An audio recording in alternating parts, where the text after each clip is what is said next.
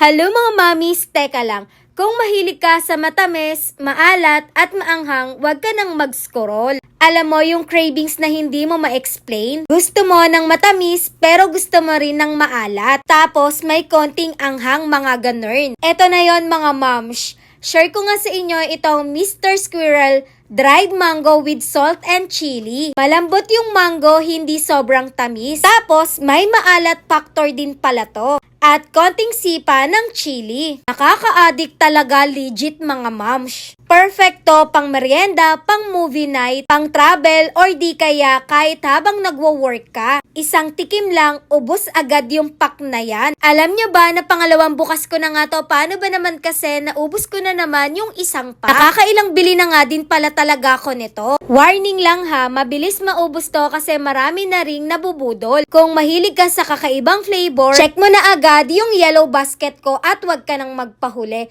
Go click! Yun lang. Thanks for watching. Bye-bye.